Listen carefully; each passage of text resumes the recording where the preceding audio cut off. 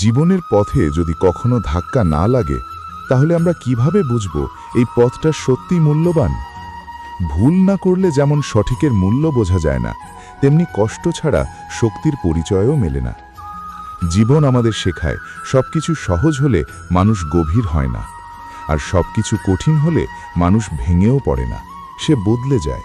এই দুটি কথা হৃদয়ে খোদাই করে রাখো। রাগের মুহূর্তে সিদ্ধান্ত নিও না, আর অতিরিক্ত আনন্দে ভেসে গিয়ে প্রতিশ্রুতি দিও না। জয় শ্রী রাধে কৃষ্ণ। প্রিয় সাথীরা, এই ভিডিও শুরু করার আগে আসুন এক মুহূর্ত নীরব হই। যারা এই কথাগুলো শুনছেন, ভগবান যেন তাদের জীবনে শান্তি দেন, ভুলের অন্ধকার থেকে শিক্ষা তুলে আনেন, আর কষ্টের মাঝেও বিশ্বাসটুকু অটুট রাখেন।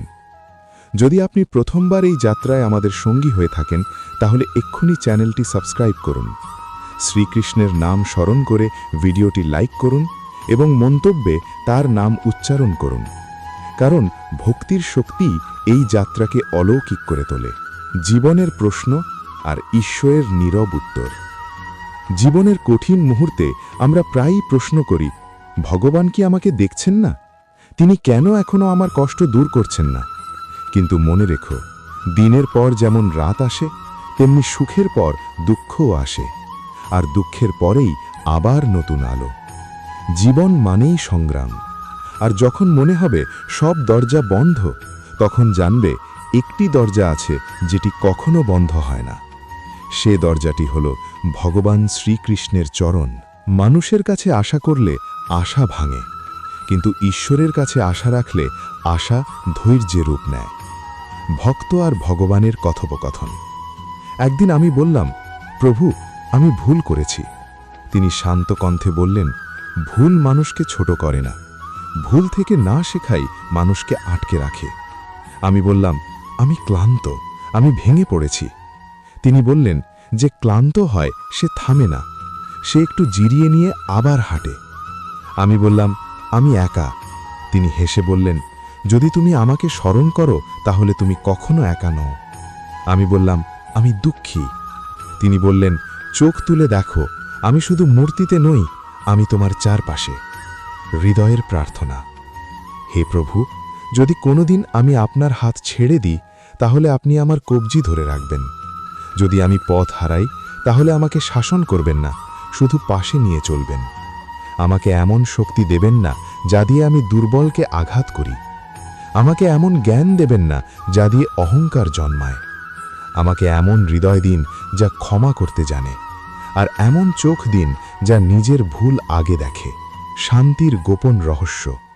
কথিত আছে, ভগবান যখন মানুষ সৃষ্টি করলেন তখন সব গুণ দিলেন, কিন্তু একটি জিনিস তিনি নিজের কাছে রেখে দিলেন। দেবতারা জিজ্ঞেস করলেন, প্রভু, আপনি কি লুকিয়ে রাখলেন? শ্রীকৃষ্ণ মুচকি হেসে বললেন, আমি শান্তি লুকিয়ে রেখেছি আমার চরণে। মানুষ সারা জীবন সেই শান্তি খোঁজে, সম্পদে, সম্পর্কের মধ্যে, ক্ষমতায়, কিন্তু প্রকৃত শান্তি শুধু আত্মসমর্পণেই জন্ম নেয়। মায়া ও ভক্তি। ভগবানের দুটি শক্তি, একটি মায়া আর একটি ভক্তি। মায়া শেখায় কিভাবে অন্যকে নিয়ন্ত্রণ করতে হয়, ভক্তি শেখায় কিভাবে নিজেকে সমর্পণ করতে হয়। যেখানে মায়া থাকে সেখানে অহংকার বাড়ে, আর যেখানে ভক্তি থাকে সেখানে ঈশ্বর নিজেই নত হন। শ্রীকৃষ্ণ বলেন, মায়া মানুষকে নাচায়, আর ভক্তি এলে আমি নাচি। এই পৃথিবী মায়ার নৃত্যে মত্ত, কিন্তু ভক্তির একটি পদক্ষেপ সেই নৃত্য থামিয়ে দিতে পারে। ভক্তি কোনো আচার নয়, এটি হৃদয়ের ভাষা, আর এই হৃদয়ের যাত্রা এখনো শুরু মাত্র। ভক্তির প্রকৃত অর্থ দুঃখের রহস্য ও জীবনের গভীর দর্শন। ভক্তি কোনো বাহ্যিক প্রদর্শন নয়, এটি ফুল, ধূপ, প্রদীপ কিংবা শব্দের উচ্চারণে সীমাবদ্ধ নয়। ভক্তি জন্ম নয় সেই হৃদয়ে যেখানে প্রশ্ন আছে, কষ্ট আছে, তবু বিশ্বাস অটুট। অনেকে ভাবে ভক্তি মানে শক্ত শরীর, দীর্ঘ সময় দাঁড়িয়ে প্রার্থনা করা, নিয়মিত আচার পালন করা। কিন্তু শ্রীকৃষ্ণ বলেন, যদি ভক্তি কেবল শরীরের উপর নির্ভর করত, তাহলে অসুস্থ, দুর্বল, অন্ধ কিংবা অক্ষম মানুষ কখনো ভক্ত হতে পারত না। ভক্তি চোখ দিয়ে হয় না, ভক্তি হাত দিয়েও হয় না। ভক্তি হয় সেই গভীর অনুভব থেকে, যেখানে আত্মা ঈশ্বরকে ডাকে আর ঈশ্বর নীরবে উত্তর দেন। ভক্তি হলো আত্মা থেকে আত্মার সংযোগ, যেখানে কোনো ভাষা লাগে না, কোনো ব্যাখ্যা লাগে না, শুধু অনুভবই যথেষ্ট। মানুষ কখন ভগবানকে মনে করে? মানুষের স্বভাব অদ্ভুত। সুখ এলে সে বলে আমি পেরেছি, আর দুঃখ এলে বলে হে ভগবান আমাকে বাঁচাও।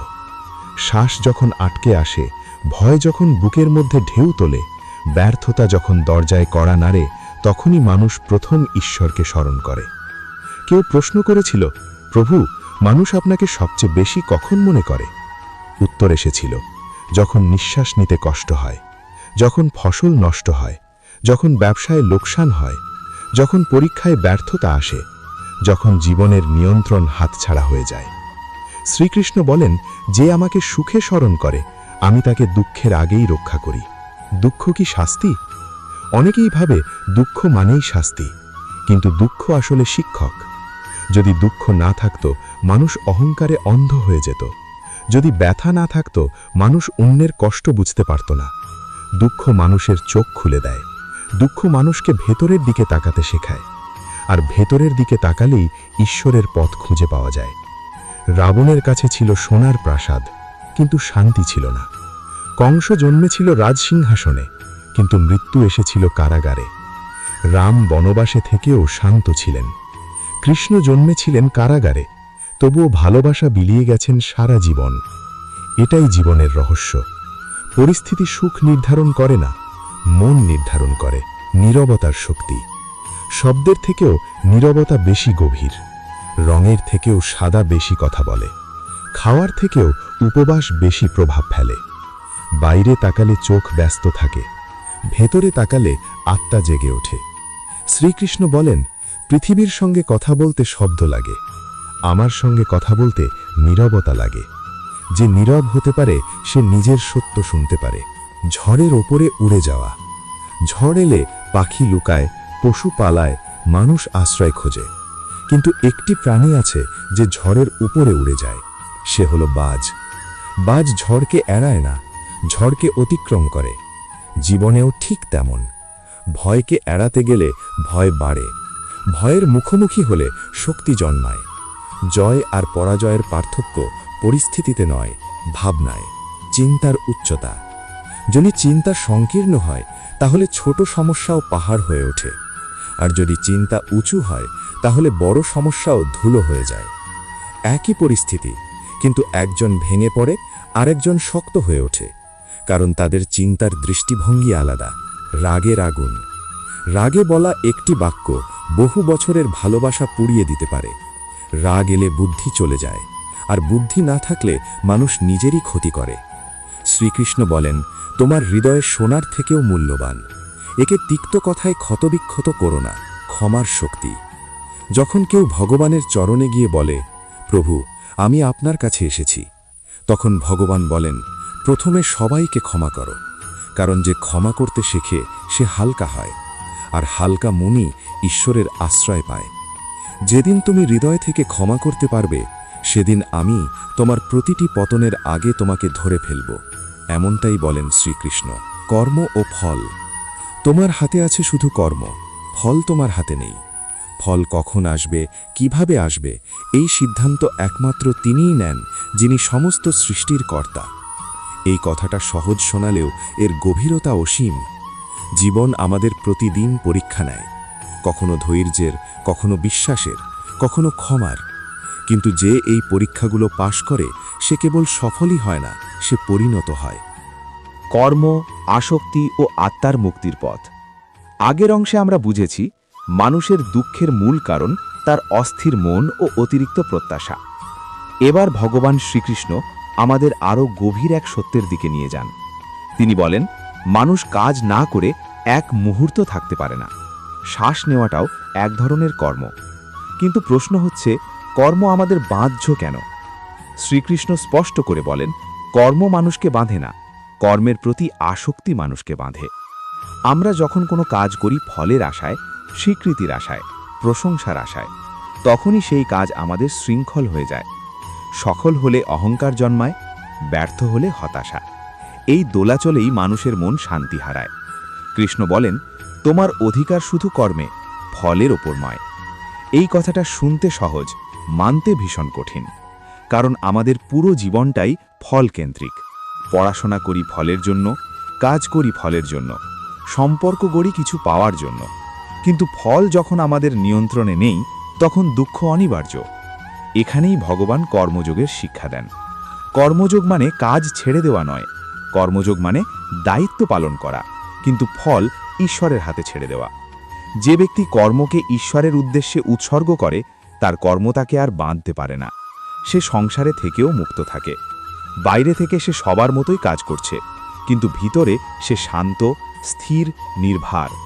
কৃষ্ণ বলেন, যেমন পদ্মফুল কাদার মধ্যে থেকেও কাদা লেগে না, ঠিক তেমনি কর্মযোগী সংসারে থেকেও সংসারে লিপ্ত হয় না। কিন্তু এখানে আর একটা বড় বাধা আছে, আসক্তি। আমরা যাকে ভালোবাসি তাকে আঁকড়ে ধরতে চাই, যা অর্জন করি তা হারাতে ভয় পাই। এই ভয় থেকেই রাগ, হিংসা, ঈর্ষা জন্ম নেয়। শ্রীকৃষ্ণ বলেন, আসক্তি থেকেই কাম, কাম থেকে ক্রোধ, ক্রোধ থেকে মোহ, আর মোহ থেকেই মানুষের সর্বনাশ। আজকের সমাজে এটা আমরা প্রতিদিন দেখছি। ছোট ছোট বিষয় রাগ, সম্পর্ক ভেঙে যাওয়া, মানসিক অশান্তি, সব কিছুর মূল এই আসক্তি। তাহলে উপায় কি? উপায় একটাই, বিবেক। যে মানুষ নিজের মনকে নিয়ন্ত্রণ করতে পারে, সেই প্রকৃত শক্তিশালী। বাহ্যিক শক্তি নয়, ভিতরের শক্তি আসল। কৃষ্ণ বলেন, মন কখনো বন্ধু, কখনো শত্রু। যে মনকে জয় করতে পারে, সে নিজেকেই জয় করেছে। আর এই মনকে জয় করার সবচেয়ে সহজ পথ হল নামস্মরণ।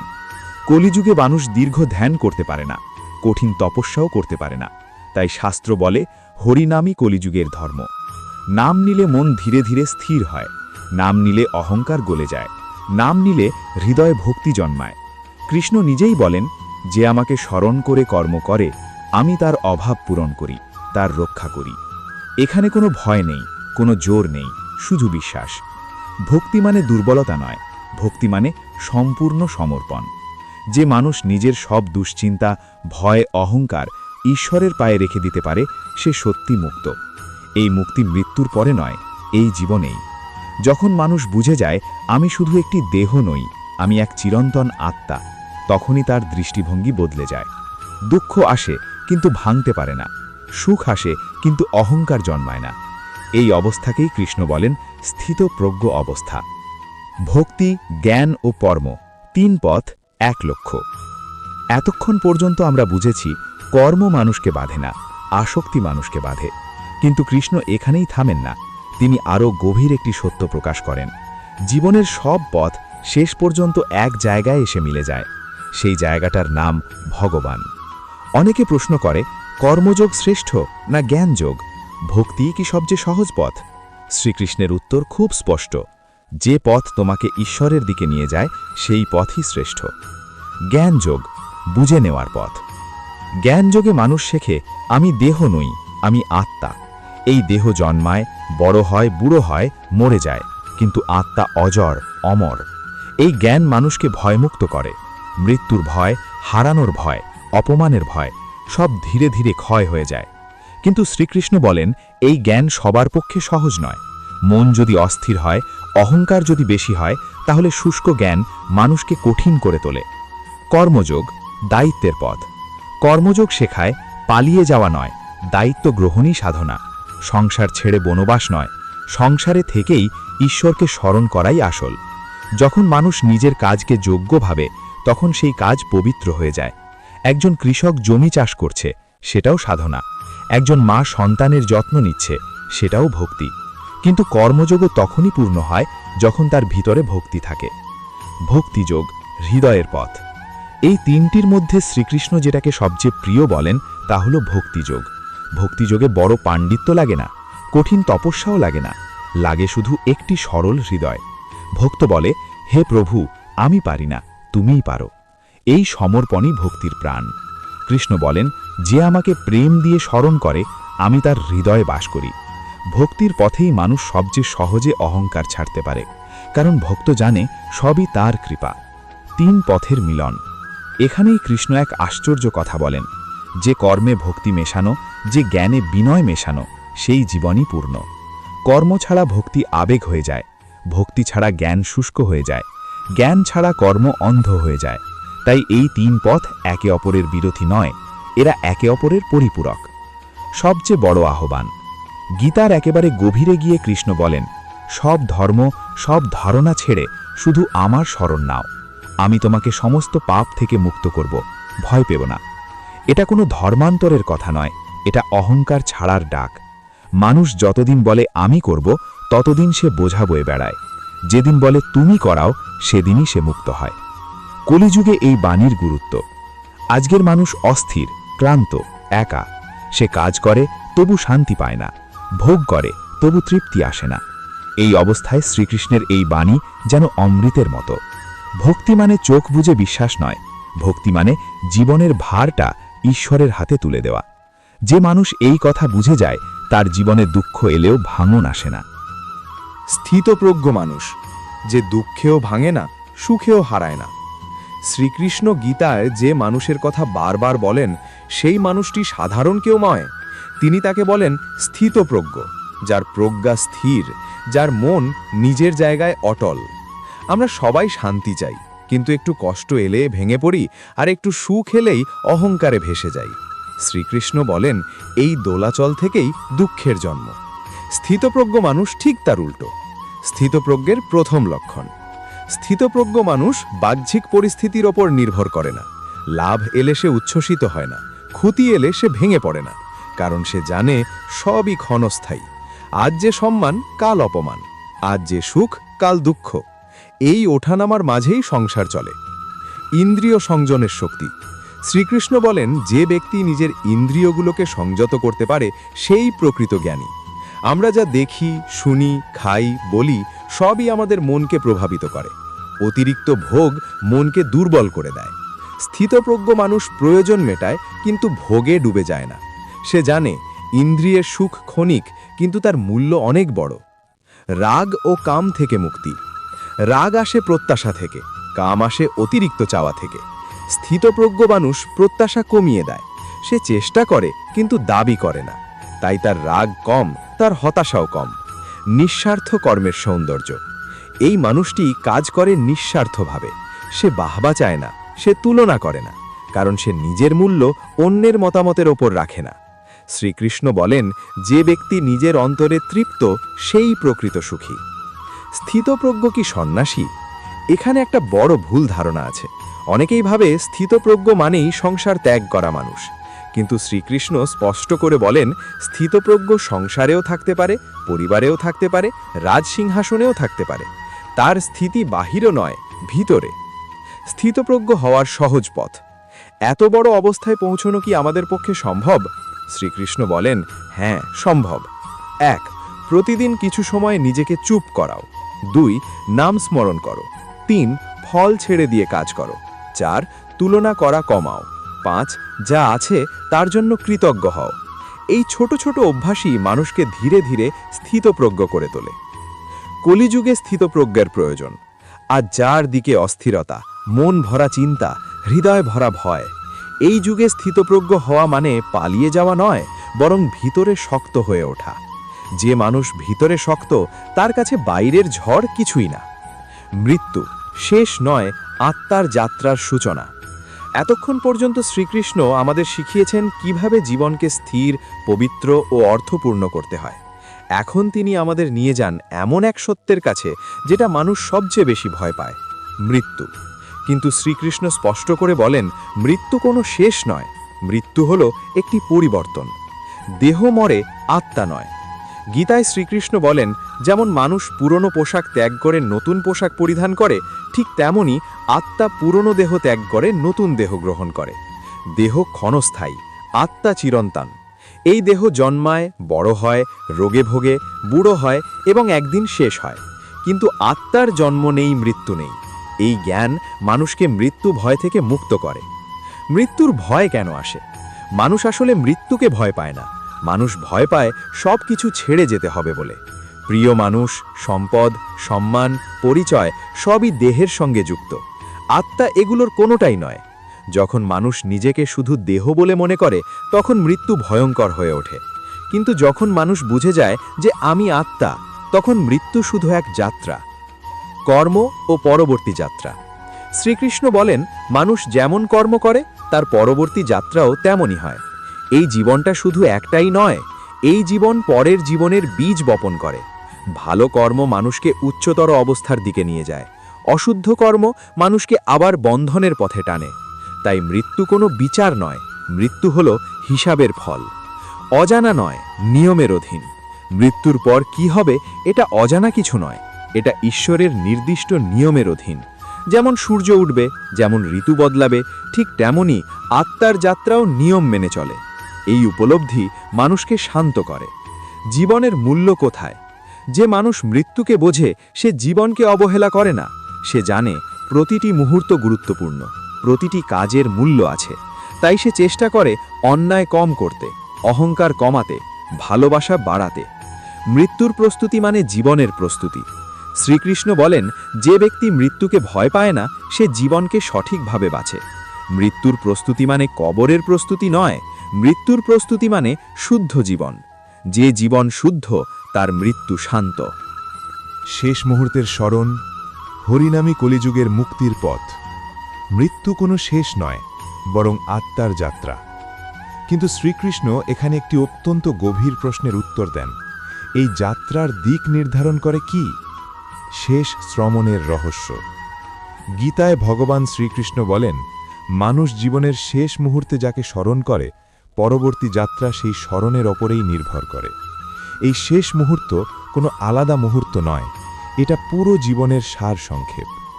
যে মানুষ সারা জীবন যে ভাবনাকে লালন করে, শেষ মুহূর্তে সেই ভাবনাই স্বাভাবিকভাবে উঠে আসে। শেষ শ্রমণ হঠাৎ হয় না।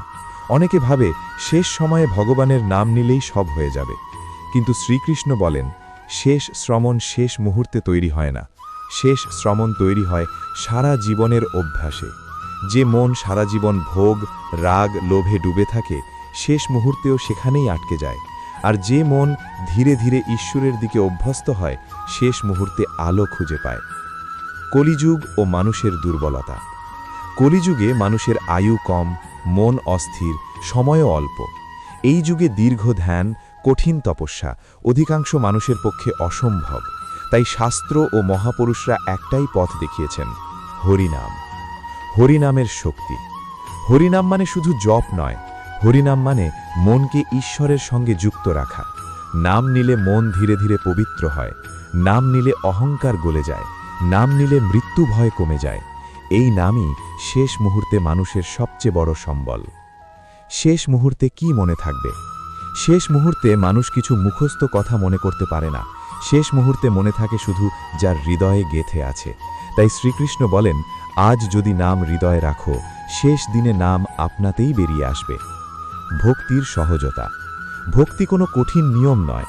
ভক্তি মানে দিনের কাজ করতে করতে একটু একটু করে স্মরণ, হাঁটতে হাঁটতে, কাজ করতে করতে, ঘুমোতে যাওয়ার আগে একবার নাম। এই ছোট অভ্যাসই বড় ফল দেয়। শেষ শ্রমণ মানেই মুক্তি। যে মানুষ শেষ মুহূর্তে ভগবানকে স্মরণ করতে পারে, সে আর বন্ধনে ফিরে আসে না। এই কথাটা ভয় দেখানোর জন্য নয়, এই কথাটা আশ্বাস দেওয়ার জন্য। শ্রীকৃষ্ণ বলেন, যে আমাকে স্মরণ করে আমি তাকে কখনো ছেড়ে দিই না। রাধার প্রেম, ভক্তির চূড়ান্ত শিখর ও জীবনের শেষ আশ্রয়। এতক্ষণ আমরা শ্রীকৃষ্ণের বাণী শুনেছি, আত্মা, কর্ম, ভক্তি, মৃত্যু ও শেষ শ্রমণের কথা জেনেছি। কিন্তু গীতার এই গভীর দর্শনের হৃদয়ের গভীরে একটি নাম নিঃশব্দে বিরাজ করে, শ্রী রাধা। শ্রীকৃষ্ণ ভগবান, কিন্তু ভক্তির সম্পূর্ণ রূপ হল রাধা। রাধা কে? রাধা কোনো সাধারণ চরিত্র নন। রাধা হল সেই ভক্তি যেখানে কোনো চাওয়া নেই, কোনো দাবি নেই, কোনো প্রশ্ন নেই। রাধা শুধু জানেন কৃষ্ণ আছেন, এটাই যথেষ্ট। শ্রীকৃষ্ণ নিজেই বলেন, আমাকে যদি সত্যিই পেতে চাও, রাধার পথ ধরো। রাধার ভক্তির গভীরতা। রাধা কৃষ্ণকে ভালোবাসেন নিজের জন্য নয়, রাধা কৃষ্ণকে ভালোবাসেন কৃষ্ণের সুখের জন্য। এই প্রেমে নেই স্বার্থ, নেই হিসাব, নেই শর্ত। এটাই পরম ভক্তি। আমাদের জীবনে রাধার শিক্ষা। আমরা সবাই কিছু না কিছু চাই, সুখ চাই, শান্তি চাই, মুক্তি চাই, কিন্তু রাধা কিছুই চাননি, তাই তিনি সব পেয়েছেন। যে মানুষ কিছু চায় না, ঈশ্বর তাকেই সব দেন। শেষ মুহূর্তে কার নাম? শেষ মুহূর্তে যদি মন কাঁপে, যদি ভয় আসে, যদি সব ছেড়ে যেতে কষ্ট হয়, তখন শুধু একটাই আশ্রয়, রাধা কৃষ্ণ। রাধার নাম নিলে হৃদয় নরম হয়, কৃষ্ণের নাম নিলে ভয় চলে যায়। কলিযুগের সবচেয়ে মধুর ডাক। এই কলিযুগে কঠিন মন্ত্র নয়, কঠিন সাধনা নয়, সবচেয়ে মধুর ডাক রাধা রাধা। এই দুই অক্ষরে আছে ভক্তি, প্রেম, ক্ষমা আর মুক্তি। শেষ আবেগপূর্ণ আহ্বান। বন্ধুরা, যদি এই ভিডিওর কোনো একটি কথাও আপনার হৃদয়ে ছুঁয়ে যায়, যদি আপনার মনে হয় যে হ্যাঁ, আমি ভগবানের পথে একটু হাঁটতে চাই, তাহলে এখনই কিছু লিখতে হবে না, কিছু ব্যাখ্যা দেওয়ার দরকার নেই, শুধু কমেন্টে দুটি শব্দ লিখে দিন, রাধা রাধা। এই দুটি শব্দ শুধু কমেন্ট নয়, এই দুটি শব্দ আপনার হৃদয়ের ডাক। যে রাধা রাধা বলে, কৃষ্ণ নিজে তার পথ ধরে আসেন। যদি মন ছুঁয়ে যায়, ভিডিওটি শেয়ার করো, চ্যানেলটি সাবস্ক্রাইব করো আর কমেন্টে লিখো রাধা রাধা। কারণ এই নামেই আছে শান্তি, প্রেম আর চিরন্তন আশ্রয়। রাধা রাধা।